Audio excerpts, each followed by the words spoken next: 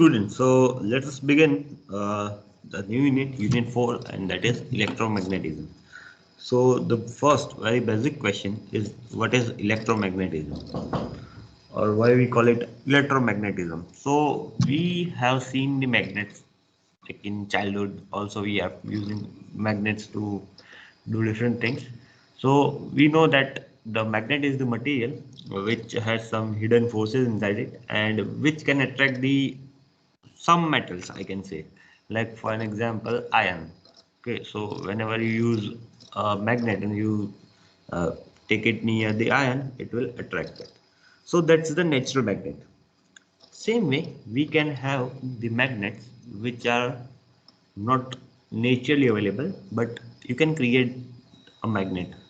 So that creating a magnet using some materials or using some additional energy is electric magnet.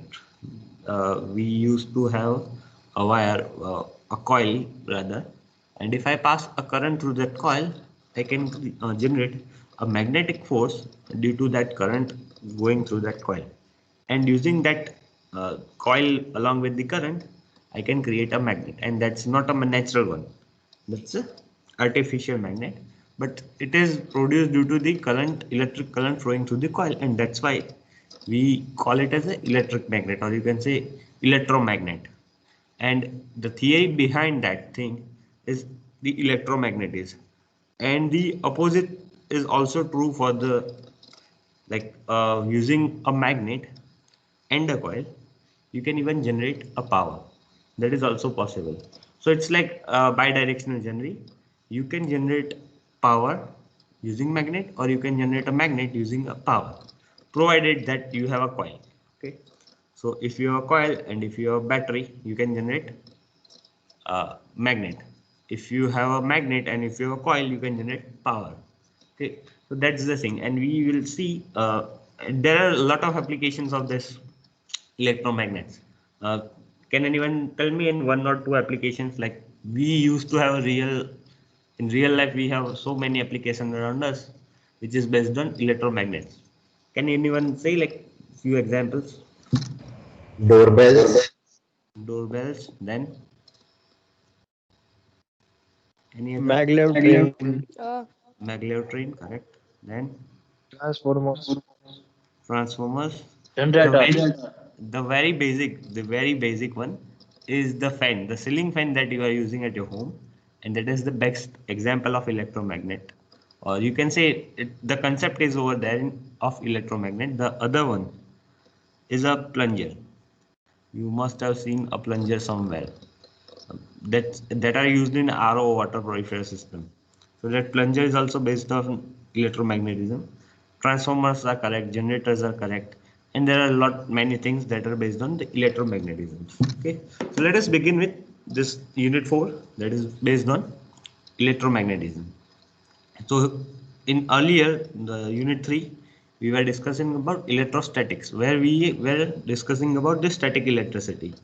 Here we are going to discuss on electromagnetism. So the magnetic force induced due to electron, or the electron force generated due to magnetic force. Okay, either or. So very basic thing. The first thing is magnetic field. So suppose you have a magnet like this.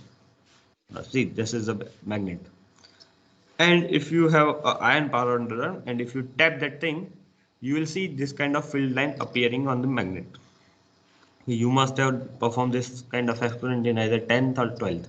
So using this experiment, we can see there is this lines. Okay, and the lines is saturated near the poles. These are the poles, and is scattered away from the magnet. Okay, so these are the scattered one, like very fine lines. Okay, but here you can see very thick lines. So that is due to the field, magnetic field created due to this magnet. So whenever there is a magnet, the magnet creates a magnetic field, and that field are not visible in like naked with naked eyes. Okay, it is not possible to see that. Even there is no instrument that you can use and see that. But using this kind of experiment, you can see this field lines. Okay, so this is the basic experiment, and using this experiment, you can see the field lines. So what are the field lines? field lines are nothing but the lines showing the force of electromagnetism, like not electro, the force of magnetism, like from which point to which point my field is going. So there is always the one pole which will be radiating the field, and there will be one which will be receiving the field. Okay, so the area around the magnet where the effect of the magnetic force produced by the magnet can be detected is called a magnetic field. Okay, and you will see this kind of magnetic field near the magnet only. It is not possible to see without magnets. The field lines indicate both direction and magnitude. Like, it cannot show the magnitude directly, but if you closely look at here, you can see this thick bunch of thick like lines over here. So that seems like there is a strong magnetic force here and very less magnetic force around this area. Okay, around the center. In that way, you can say it can also give you a magnitude. So basically, it gives you two things. The first one is direction, and the other one is magnitude. Okay. So if you have a magnet like this, the north pole will be emitting the field line, and that will be like going inside, like going around, and in circular motion, it will complete the field at the S pole. Okay. So whenever you have a magnet, it will be like N to S field will be created. Okay. If you have this kind of magnet, horseshoe magnet, you can say, in that case you will have north to south again, but the field would be different. Okay, here the field are like oval shape, but here it's like half circle. Okay, so different arrangement of magnet will create a different field. That's the thing. Again, you can see one more example. This field looks similar to this one. Here you can see, okay, thick area around the poles and scattered one away from the magnet at the center. So same way, this is the representation. All the line will be inducing from the north pole and ending at the south pole. Now in this lecture probably will continue with the definition, different kind of definitions with related to magnetism, and then from next or probably today's lecture we'll start with the basic law like a Lenz's law and the right arm law, the Fleming's three hand rule and all that thing. Okay, so mainly this would be mainly a theory session. So this is the first magnetic field. The second one is electromagnet. Like as we have already discussed, electromagnetism is the phenomena which deals with the interaction between electric field and magnetic field. Okay.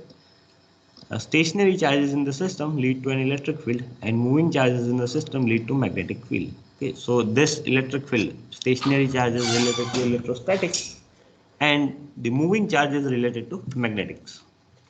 The direction of electric field and magnetic field is always perpendicular to each other, and the wave travel at the speed of light.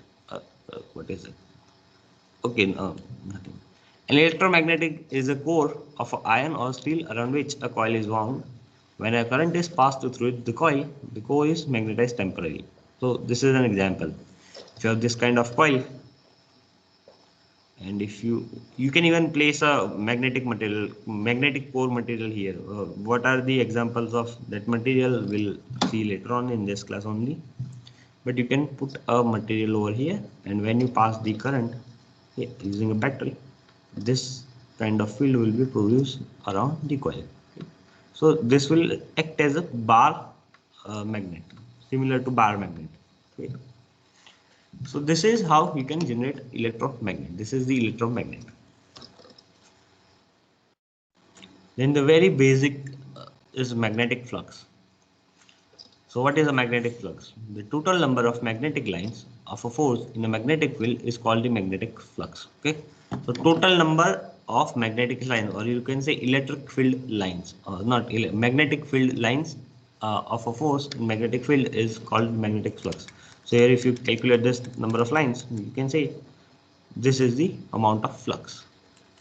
But this is a magnetic flux. Okay, in earlier class we have flux again at that time also, but that was due to static energy. This is due to magnetic energy, or you can say moving energy, moving electrons. The flux is denoted by, what is this? This is phi. This is phi. There would be one more, that is psi. Okay, this is phi.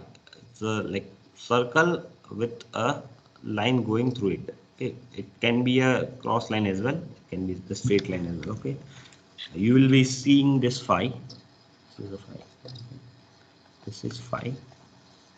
You can see it like this, or you can see it like this somewhere, or even you will may see it like this somewhere. Okay, this is the smaller version. This is the uppercase and this is the lowercase. Okay, but we are not focusing on it right now. So this is the phi. It is denoted by phi, and the unit of this magnetic flux is in Weber. Okay, whenever you write a Weber, you can either write it like this Weber, or you can put WB but with capital W. Okay, so either WB, or you can simply write Weber with W small. If you write the whole word, you have to write W small, or you can write capital W along with B. B is necessary. If you write only W, that means what?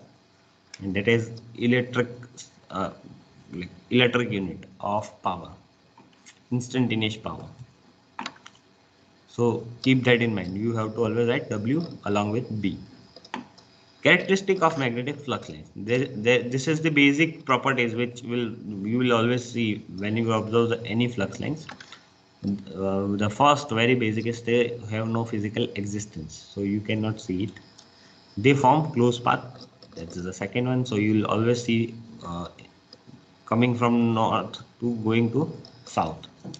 They never intersect each other. Okay, so there will be no two lines that is crossing each other. There will be always only like kind of parallel, but you cannot say it is parallel, but kind of parallel. It won't on one side, it won't intersect each other. Line of magnetic flux closer to each other and having the same direction repel each other. Okay, so two lines going in the same direction will repel each other. Same way, if the opposite lines are there, two opposite lines with each other, in that case it will attract. Line of magnetic flux closer to each other and having the opposite direction attracts each other. Okay, so this is the basic characteristic of magnetic flux line. Okay. Again, magnetic flux is always denoted by psi, measured in Weber. And what is flux? Flux is basically number of magnetic lines or force in magnetic field. Then there is magnetic flux density. Okay, so what would be magnetic flux density? It would be magnetic flux per unit area. It is defined as the flux per unit area at right angle to the flux. It is denoted by B, and its unit is Weber per meter square. The unit of magnetic flux density is Tesla, and it's kind of vector. Okay. There is a strong field at the poles where there are more field lines. Okay, so this is the symbol B. Okay, magnetic flux density is denoted as B, that is flux divided by area. So phi is the flux and A is the area. Flux in Weber and area of cross section in meter square. Then you can say the unit of B, this unit of this B is either Weber per meter square, or it is also known as Tesla, or you can write capital T for that. Okay. There are two units, Weber per meter square, because Weber is the unit of phi, and meter square is the unit of area. So you can either say Tesla or Weber per meter square. And there is a stronger field at the poles. Why? Because if you consider a unit area over here, you will see each and every line is coming through the north pole. So that's why there would be, if you consider a unit area near the pole, then the field lines passing through that area would be more. That's why you will have a higher magnetic flux density near the pole. Okay, but the weaker one at the center. If I consider a bar magnet, then this is the scenario.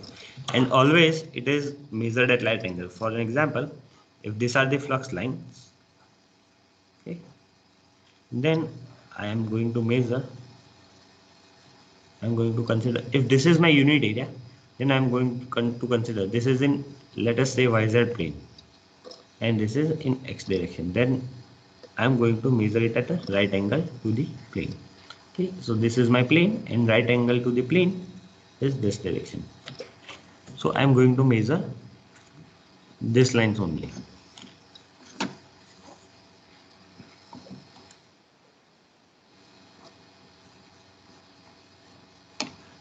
Okay, this is the same thing, just a highlight. The next terminology is magnetomotive force. This is like electromotive force. We have seen EMF in case of statics or general electricity, but in case of magnetics, it is magnetomotive force. Okay. The current flowing in an electric circuit is due to the existence of electromotive forces. Similarly, magnetomotive forces is required to drive the magnetic flux in the magnetic circuit. So electromotive force produce the flow of electron. Same way, the MMF produce the magnetic flux. Okay, so this is the reason behind this magnetic flux, or you can say field lines. So this one is driving this flux.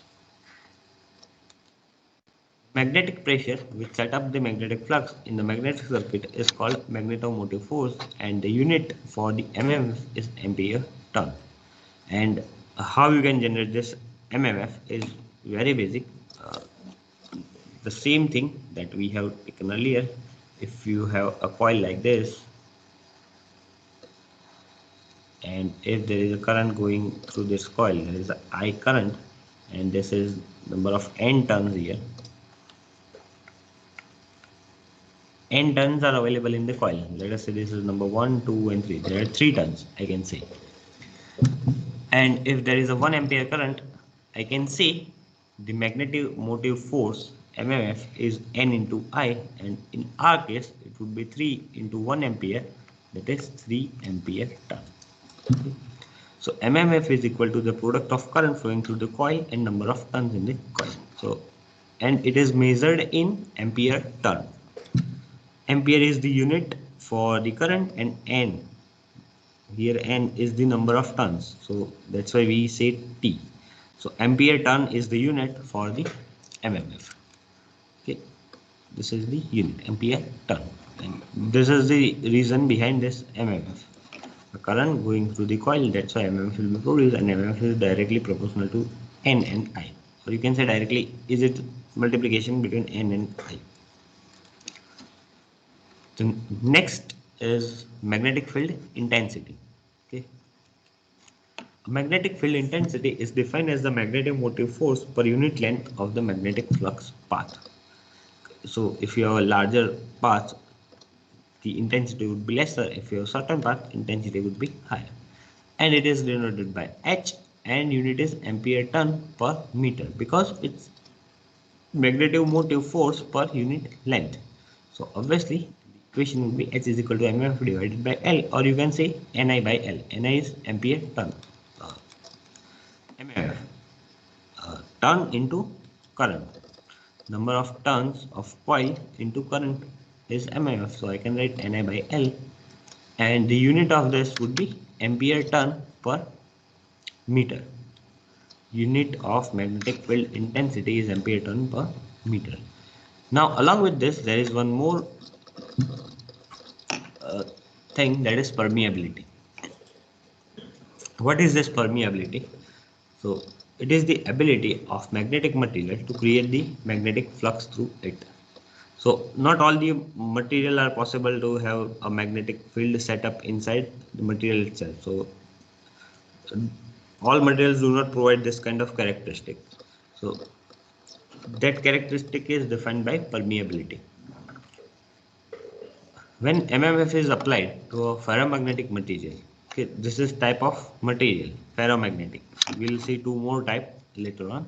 But the ferromagnetic material, the flux produced is very large as compared to the flux produced in air, vacuum, or non-magnetic materials. Okay, so ferromagnetic materials are the one in which you can easily set up your magnetic field.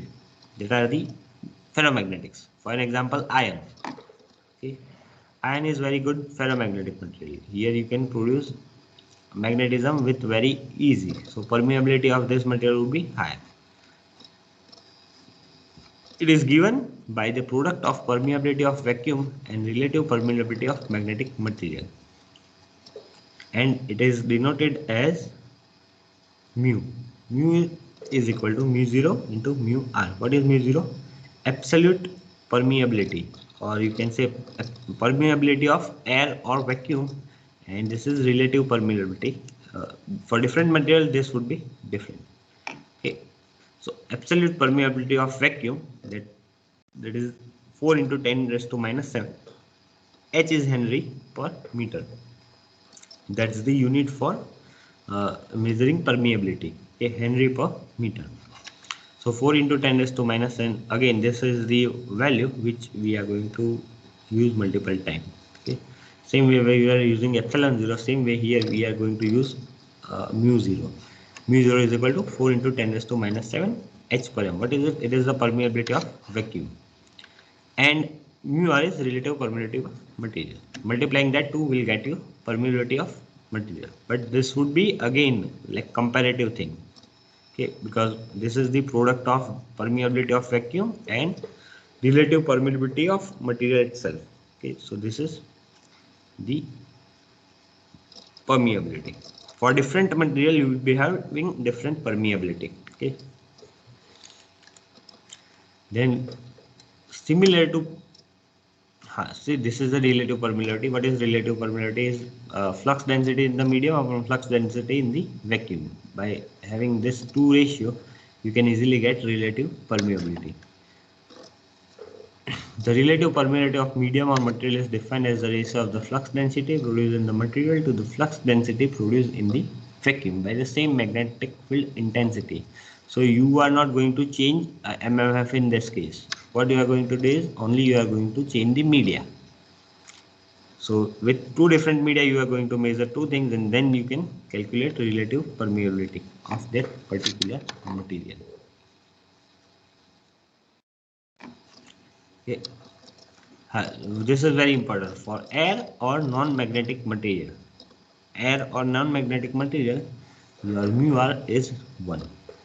Okay, relative permeability for air or non-magnetic material is 1. So if the question is asked in exam, and question says like it is in air, then you have to directly consider mu r is equal to 1. In that scenario, this value would not be given, because we already know that in air mu r is 1.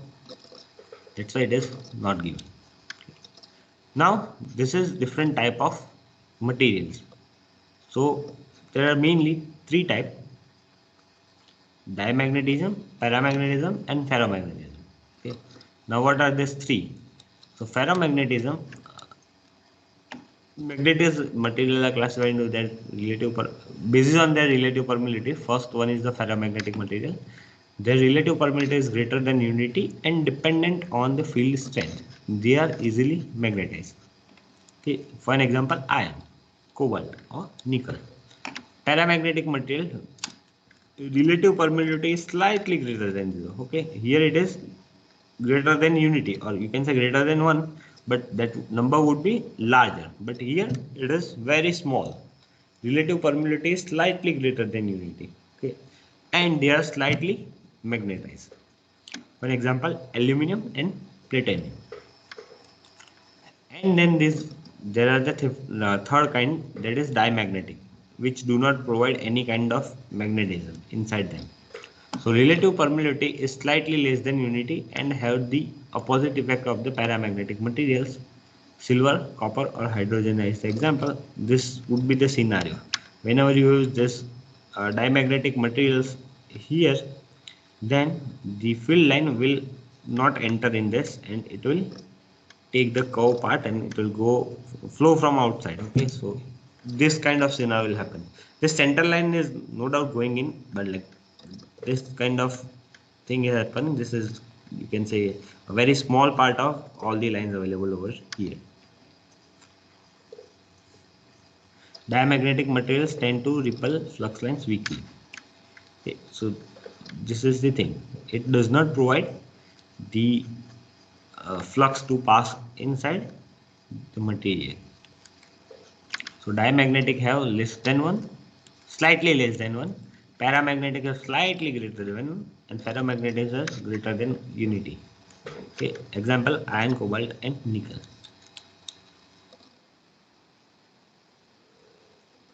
Then there is a reluctance. It is defined as the opposition offered by magnetic circuit to the establishment of magnetic flux. Okay, so this is kind of resistance offered to the current in case of electricity. Okay, this is the resistance offered to magnetic flux. So it is defined as the opposition offered by magnetic circuit to the establishment of magnetic flux. It is directly proportional to the length of the magnetic circuit and inversely proportional to the area of cross section of the magnetic path. So mathematically you can say reluctance S is equal to L upon mu 0 into mu r into A. What would be the unit here? Its unit is ampere turn per Weber. So L is the length of magnetic path, total length of magnetic path. For example, if you have a bar like this, and if my magnetic force lines are going like this, in that case, this is my L.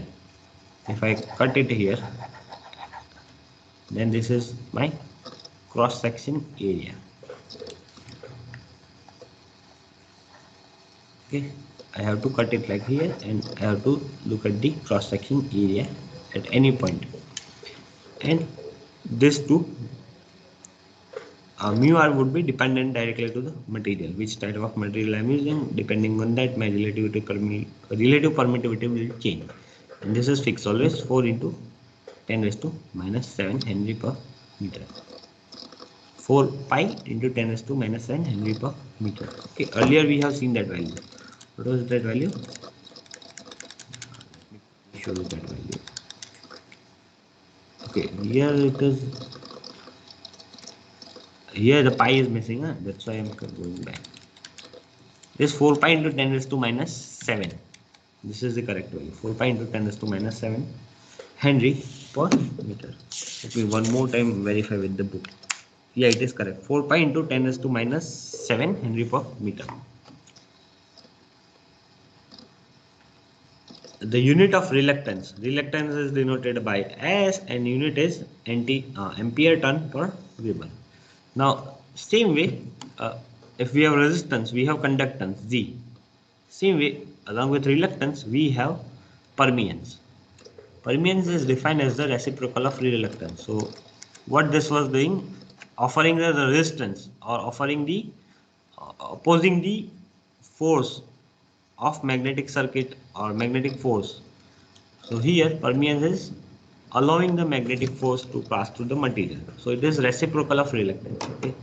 So the relation is directly permeance is equal upon reluctance. So obviously the unit would be Weber per ampere turn.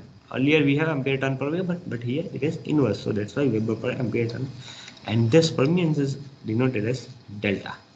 It is analogous to conductance in electric circuit.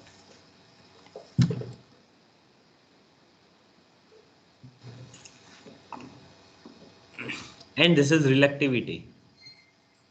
Okay, we have resistivity at that time. Same way here we have reluctivity. Reluctivity or specific reluctance is defined as the reluctance offered by a magnetic circuit of a unit length and unit cross section area.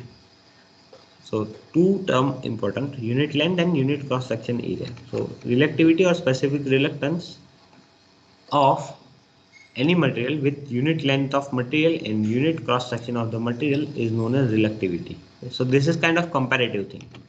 It is 1 upon mu into 1, this is L by A.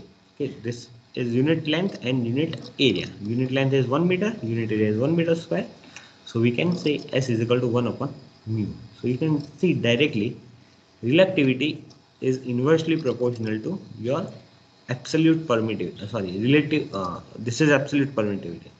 It is directly related to absolute permittivity. So reluctance or reluctivity is inversely proportional to your absolute permittivity. According to the definition, The above value of reluctance is known as the relativity of specific reluctance. Specific reluctance or reluctivity, again that's the same thing, 1 upon. Thus relativity is equal to the reciprocal of the absolute permeability and unit is meter per Henry. So earlier we have Henry per meter, here this is relativity, it is meter per Henry. It is analogous to resistivity in electric circuit. So it is same thing as electric resistance or resistivity. Resistivity was the property, okay, and resistance was the cause of this property.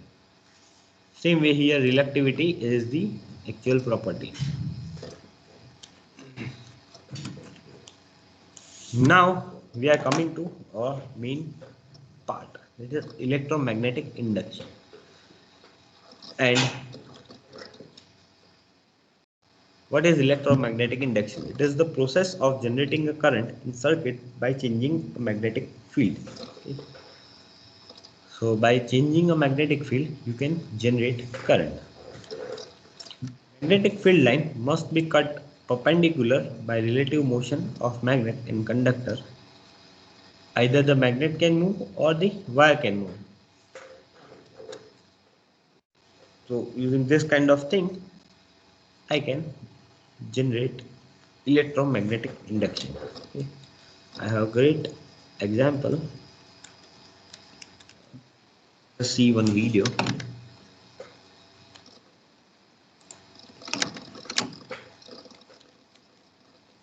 With the link. Just a moment. I am turning off the screen sharing for a moment.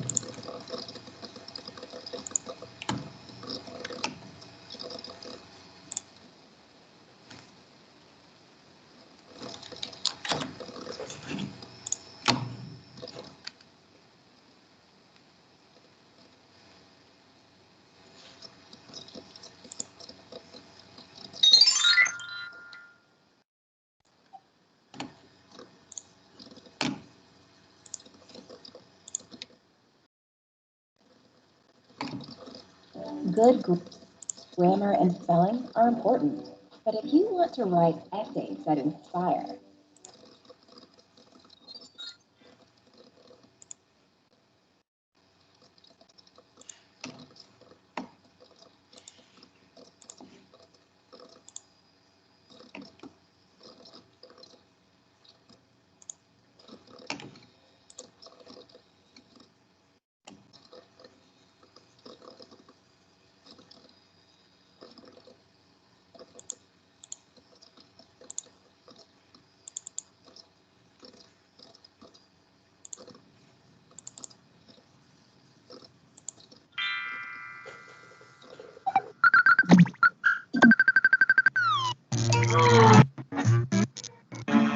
Hello.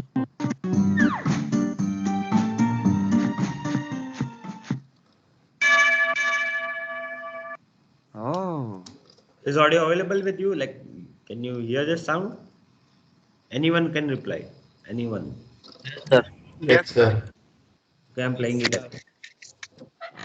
Huh?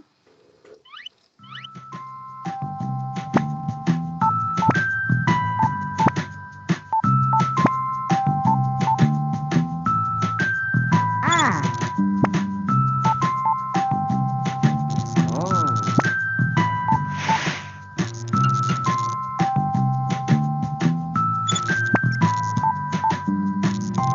Ah.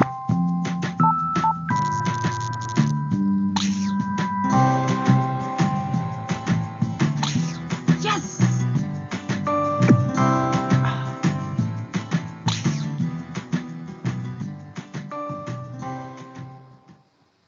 Hmm. Hmm.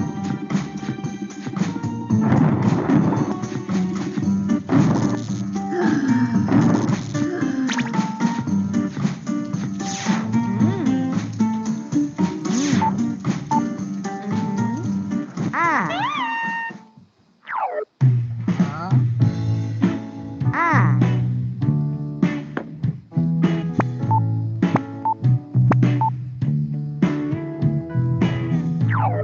Huh? Hmm. Huh? when the magnet was static at that time, no deflection in galvanometer. That means no electricity produced. But now, right now, he is moving the magnet. That's why galvanometer is deflecting. So it shows the generation of current inside the coil. Okay. Now you can see the movement of the magnet. Okay. See, this is the coil in this direction, and the magnet is going inside. So it is like magnetic fields are cutting at the perpendicular.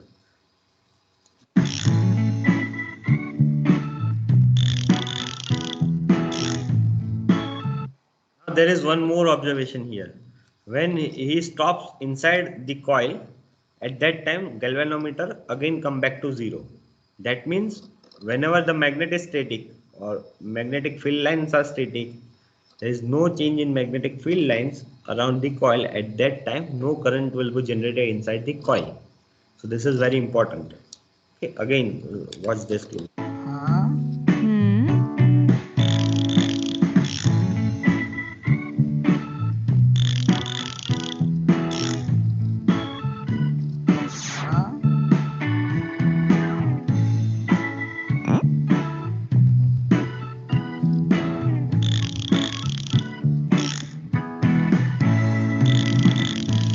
He has tried to move the coil. What happens if I move the coil? So again, same thing happens, but whenever the coil movement is stopped, immediately galvanometer again goes back to.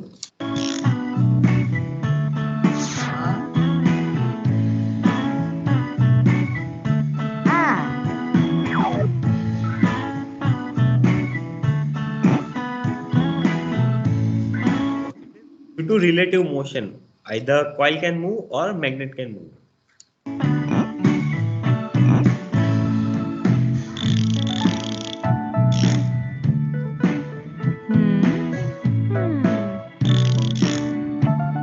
Now you have observed the different thing. When he pull back the magnet, the deflection is changing its orientation, like it is now going in negative direction, or you can say left side. So that's the new observation.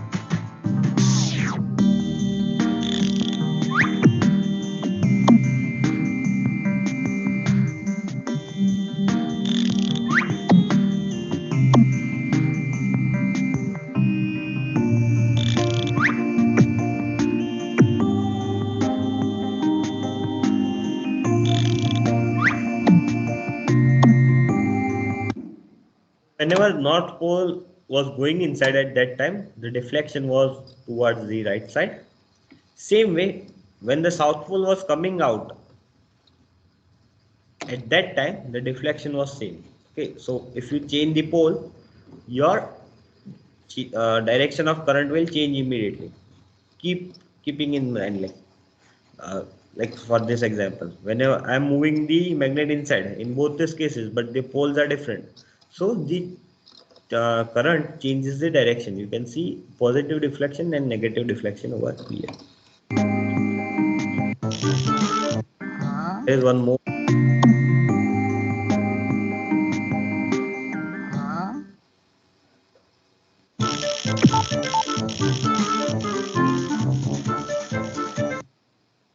So the faster you move the magnet, the higher current would be produced inside the coil. Okay, now you can see the faster needle deflection.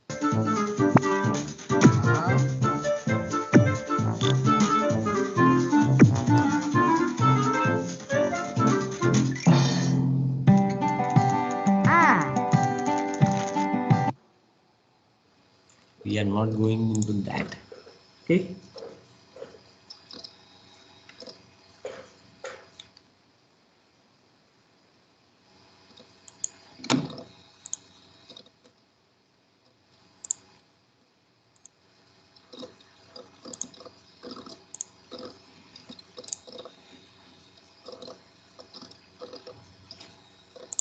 Okay, so this is how you can generate electromagnetic induction. So magnetic field line must be cut perpendicular by relative motion of magnet and conductor. Either the magnet can move or the wire can move. So we have seen all these things with a great explanation using that video. It is more difficult to push the magnet into coil with the more loops because the higher current generates a stronger magnetic field which acts against the magnet. This is one more thing that we will consider later on. The number of turn as the number of turn increases, the amount of force required to move this magnet will also increases.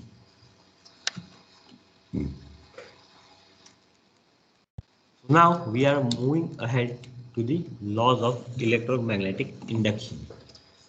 The very first law of electromagnetic induction state it is basically Faraday's first law of electromagnetic induction. Okay, Faraday's first law. What state is relative motion of a wire and a magnetic field will induce an EMF. If there is a complete circuit, a current will be induced too. Okay, so basically what we are inducing whenever we are moving that magnet inside is basically EMF or not the current. Okay, EMF is the thing that we are inducing, and if the circuit is completed, so we have galvanometer in that video. So if there is a galvanometer or any other devices, in that case the current will pass because there is a closed path, and wherever there is a closed path the current will flow in the closed path. Okay, but if the two end of coil are open, still you can generate this EMF, but you will not generate a current. Why? Because EMF is generated but no path to complete the circuit. That's why you won't have the current induced. Okay, so this is the first law. Again, keep in this mind that what we generate is EMF, relative motion of a wire, and a magnetic field will induce an EMF. Magnet stationary, coil stationary, magnet moves in either way. You can generate. There is the third scenario. If coil is stationary, magnetic field lines is also stationary. But if lines are changing or the intensity of lines changing continuously with the time, in that case also, you can generate EMF as per the Faraday's law. Okay. How you can do this is by rotating the coil relative to magnetic field. Okay, how you can generate changing magnetic field lines is very basic by rotating the coil relative to magnetic field. This principle is used in motor and generators. Induced EMF is proportional to the rate at which field lines are cut. So the speed at which the magnet was moving, the current was like the fluctuations of galvanometer was higher. The same way here, it's this the rate at which the field lines are cut. The induced EMF is directly proportional to that rate. Then there is a second law. There's like not the second law of Faraday's, but there is another law that's Lenz's law. And the Lenz's law is very important. The induced current always flow in such a direction as to oppose the change which causes it. Okay, so this induced current, okay, the induced current is always flow in such a direction as to oppose the change which causes it. So for an example, let us say here we have coil like this. Okay, I am moving a bar magnet here inside this. Okay, so when I move this bar magnet, the current generated in this coil either would be in this way or this way. That direction of the current is decided by the direction of this bar magnet. Okay, so if I'm moving it inside, the magnetic field lines will cut in some particular way, and due to that the current would be induced in either this way or this way. But which way it will be always following this law. The induced current always flow in such a direction, the direction will be decided either this or this. There are two options, no issue, but which option it will be generated.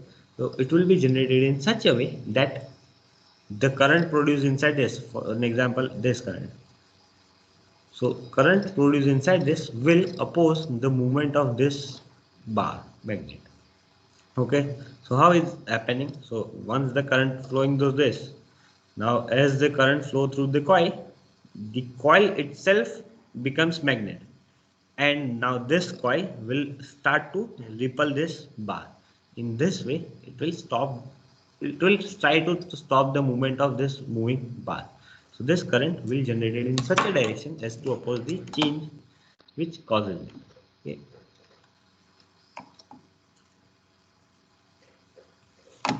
Now that's again the conclusion we have seen from the video. When there is no relative motion between the coil of wire and the bar magnet, there is no current in the coil. A current is created in the coil when the magnet moves toward the coil. A current also exits when the magnet moves away from the coil. But the direction of the current is opposite the in B. Okay. So we have seen this example using video. Now it's 11:07, so we'll stop here. We'll start from the Faraday's second law of electromagnetic induction in next class. If you have any question, you can ask or you can leave. If you have any question, you can raise the questions or you can leave the meeting.